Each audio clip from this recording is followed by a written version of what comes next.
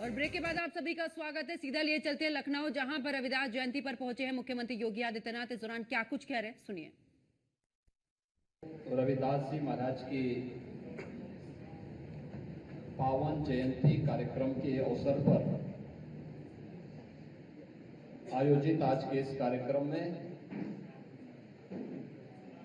उत्तर प्रदेश सरकार में मंत्रिमंडल के मेरे वरिष्ठ सहयोगी, उप मुख्यमंत्री श्री ब्रजेश पाठक जी, लखनऊ की महापौर श्रीमती सुषमा खड़गवाल जी, माननीय विधायक डॉक्टर नीरज वोरा जी, विधान परिषद सदस्य श्री लालजी प्रसाद निर्मल जी,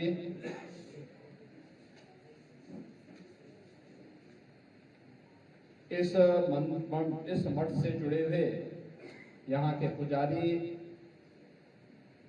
श्री नंद महाराज जी,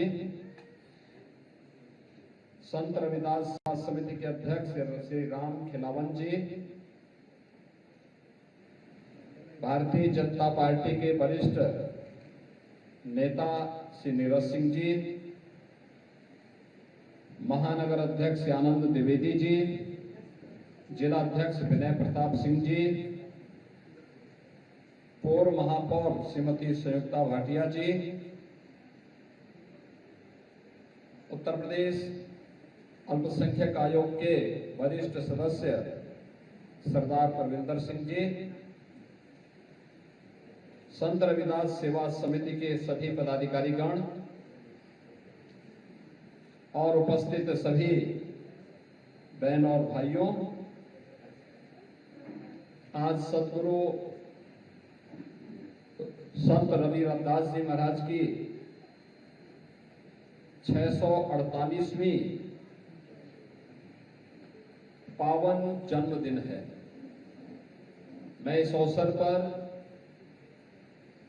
पूरे प्रदेश वासियों को, आप सभी सज्जनों को हृदय से बधाई देता हूं। अपनी मंगल में शुभकामनाएं आप सबके प्रति व्यक्त करते हुए संत शिरोमणि रविदास जी महाराज की श्री चरणों में कोटि कोटि नमन भी करता हूं। बहन और भाइयों, अपनी कर्म की साधना से सतगुरु रविदास जी महाराज ने सिद्धि की पराकाष्ठा को छुआ था। उन्होंने कर्म को महत्व दिया और उसके लिए उन्होंने कहा, सर्म कई ईश्वर जानी के, यानी सर्म को ही ईश्वर जान करके, जो पूजे दिन रेन, यानी जो दिन और रात उसको भजन करता है उसी को सिद्धि प्राप्त होती है, वही सफलता प्राप्त कर सकता है। और इसीलिए जब उनके मित्र एक संत ने उनसे कहा काशी में कि चलो गंगा स्नान करके आते हैं, दोनों मित्र थे, नियमित रूप से गंगा स्नान करने जाते थे, लेकिन उन्होंने आकर कहा, उन्होंने कहा कि भाई देखो, एक आना ये मेरी तरफ से मां गंगा को भेंट कर देना, मेरे पास आज जूता सीने का काम ज्यादा है, मैं इस काम को निपटाने के बाद ही जा पाऊंगा। और संत रविदास जी नहीं गए, उन्होंने अपने साथी मित्र जो संत थे उनको कहा, तुम भी जब स्नान करो तो मेरी तरफ से ये माई को भी ये काना चढ़ा देना। सहयोगी संत गए, स्नान किया, स्नान करने के बाद पूजन का कार्यक्रम बना, उन्होंने पूजा की, अपनी ओर से भेंट चढ़ाया, फिर उन्हें याद आया कि रविदास ने भी तो मुझे कुछ दिया था। उन्होंने उनका आना निकाला और जैसे ही माँ गंगा को भेंट किया तब तक माँ गंगा ने हाथ उठा करके उसको पकड़ा। वो बहुत अच्छे थे। उन्होंने कहा कि मैं चढ़ा रहा था तब तो नहीं, कि अपना मेरा भेंट तो नहीं माँ गंगा ने स्वीकार किया, लेकिन रविदास का कैसे? तो उन्होंने वापस आकर के रविदास जी से पूछा, संत रविदास जी से पूछा कैसे हुआ? उन्होंने तब कहा था कि मन चंगा तो कटौती में गंगा। यानी मन की शुद्धि आपकी आत्मिक शुद्धि का आधार है, और आत्मिक शुद्धि है तो दुनिया की सभी प्रकार की सिद्धियां आपके पास स्वतः आती हुई दिखाई देती है। और यही संत रविदास जी का है। उन्होंने आत्मिक शुद्धि पर ध्यान दिया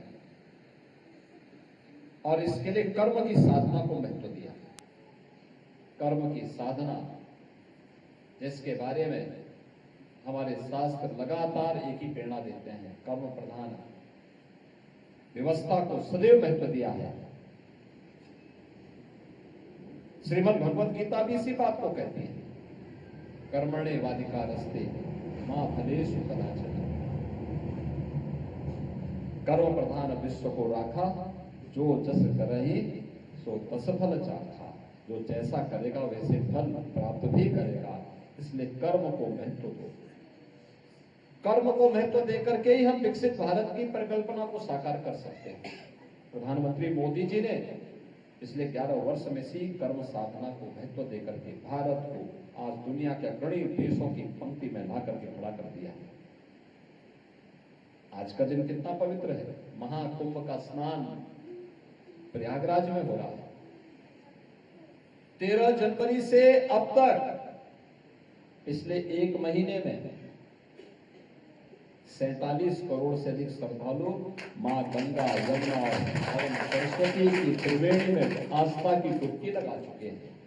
और ये क्रम अभी चलेगा 26 फरवरी का। अनुमान करिए अगले 14 दिन में कितने बड़े पैमाने पर श्रद्धालु बनाएंगे। मैं आज की इस अवसर पर आप सबको हृदय से बधाई देता हूं। संत शिरोमणि सदगुरु रविदास जी महाराज के श्री चरणों में नमन करता हूं और आप सबको इस बात के लिए आश्वस्त करता हूं कि डबल इंजन की भारतीय जनता पार्टी की सरकार है। हमने सदगुरु रविदास जी महाराज की पावन जन्मभूमि सीर गोवर्धन काशी में प्रधानमंत्री मोदी जी के विजन के अनुरूप वहां पे भव्य स्वरूप दे दिया। वहां यात्री विश्रामालय बना दिया।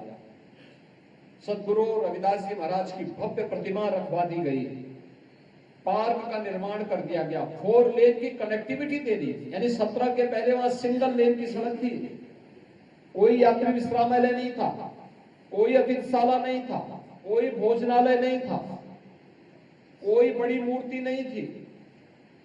आज आप जाएंगे, पार्क नहीं था, कनेक्टिविटी नहीं थी। आज वहां पर 4 लेन के साथ जोड़ दिया गया। आज वहां पर सदगुरु रविदास जी महाराज की भव्य प्रतिमा लगा दी गई। बड़ी भव्य प्रतिमा। पार्क बना दिया गया। 1.5-2 लाख एक साथ श्रद्धालु बैठ सकता है, लंगर छक सकता है। पाकशाला बना दी गई, अन्नपूर्णा भवन बना दिया गया, जिससे इस महापुरुष, इस पूज्य संत की ये जन्मभूमि काशी वासी पाकर के धन्य धन्य है और उसके साथ जुड़ करके देश और दुनिया को हम आकर्षित कर सकें। ऐसे ही महर्षि वाल्मीकि की पावन जन्मभूमि और उनसे जुड़े हुए लालापुर को भी हम लोगों ने किया। वहां पे रोपवे भी हम लोग लेकर जा रहे हैं। ऐसे ही संत तुलसीदास जी का राजापुर, उसके पुनरुद्धार का कार्य, वहां पे सुंदरीकरण का काम चल रहा है। और मुझे बताते हुए प्रसन्नता है, इस प्राचीन मंदिर के भी पुनरुद्धार का कार्य ये डबल इंजन की भाजपा की सरकार करा रही है। 1 करोड़ 6 लाख रुपए दे जा चुके हैं। लेकिन मैं यहाँ की समिति को आश्वस्त करता हूँ, पैसा कम नहीं पड़ेगा। जो भी और आवश्यकता पड़ेगी उतना पैसा और देंगे। लेकिन सदगुरु रविदास जी महाराज की पावन मंदिर और उनसे जुड़े हुए स्थलों के पुनरुद्धार सुंदरीकरण के कार्यक्रम को भरपूर सहयोग करेंगे। आपने आयोजन किया। मुझे अभी तत्काल, मैं सुबह से 4 बजे से ही प्रयागराज महाकुंभ के आयोजन को देख रहा था। वहां पे व्यवस्था संबंधी उसमें व्यस्त था। अभी आया हूँ, यहाँ से सीधे मैं बागपत जा रहा हूँ। तो मैं इस अवसर पर आपको बधाई देता हूँ, अपनी शुभकामनाएं देता हूँ। हमारे डिप्टी सीएम ब्रजेश जी, हमारे माननीय विधायकगण, महापौर जी, सभी लोग आपके बीच में हैं। स्वाभाविक रूप से इस पूरे आयोजन को भव्यता के साथ बना करके सद्भावना के साथ, सौहार्दपूर्ण माहौल के साथ, भक्ति भाव के साथ इसे आगे बढ़ाने की आवश्यकता है। आप सबके प्रति मेरी मंगलमय शुभकामनाएं। धन्यवाद। जय हिंद।